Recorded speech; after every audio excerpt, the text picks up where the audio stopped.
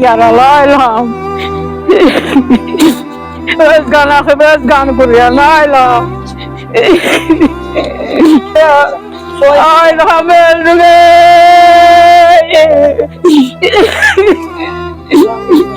Eğer bir günden elim baladan haber olmayan Aylam öldüm Üstüme ağır taşına senden behrelenmeyen dedem kurban Aylam öldüm Eğer bir günden sonra nenesine tebrik verirler Aylam öldüm Seni yetim sağlamışama yolladı Ağır kelime ağlamışama yolladı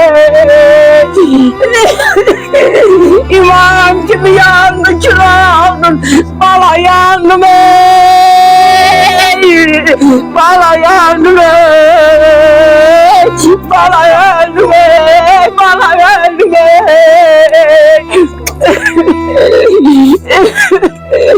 Adena bana ilhamdan nasip olmadı Gelene yalanıza ilhamdan nasip olmadı İlham öldüme İlham öldüme Ağlasın kurban koyacağım. Kınatımı gelip kaptan oğlanlar kapadı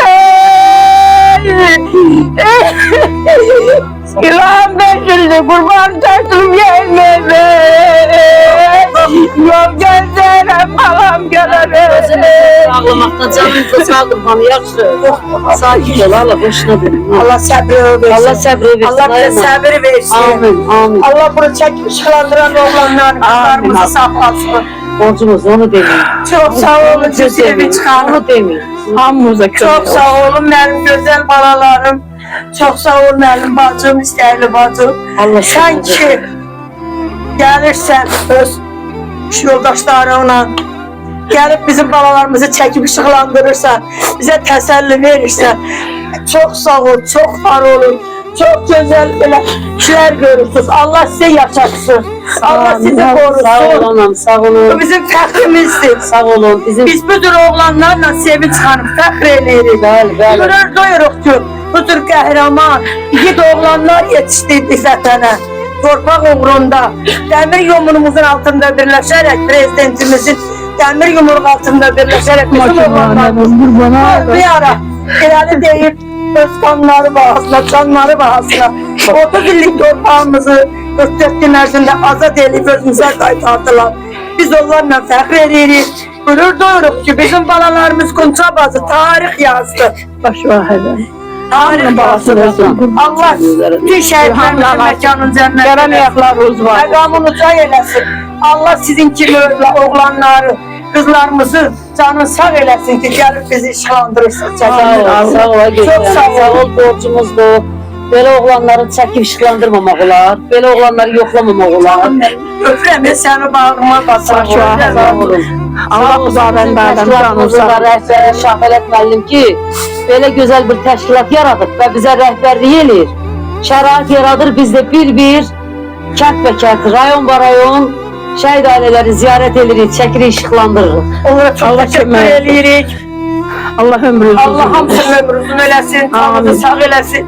Həmişə yanımızda olun, sevinç. Biz heç də istəmirik. Biz həmişə sizin Allah bizim yanımızda Biz olsanız, həmişə sizin yanınızda. Ona deməkdir. gün o gün olsun, gəlib balalarımızın hamının Allah qismət eləsin. Elçinlə İlhamın Mənim də sayəsində nəvələrimin nə qədər şəhid var, hamısının məkanı cənnət İnşallah, inşallah. Cənnət olsun. Ən böyük şadlanmaq, demək, gülmək elə sizlərə yaraşır.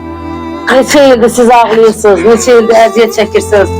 Allah yerdə qalanlardan sizi sevindirsin. Amin. Yer əlinizdə qalanlara Allah Taala can sağlığı versin. Amin. Bunlarla məqamını uca eləsin. Amin. Çox var olun, çox sağ olun.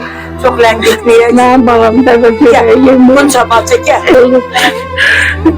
Qunça bacı. Canım, Allah sənin səbri versin. Bismillahirrahmanirrahim. Gözəl bir Vəl meymunatına, vəl meymunat, vəl müsminatına, vəl müsminat.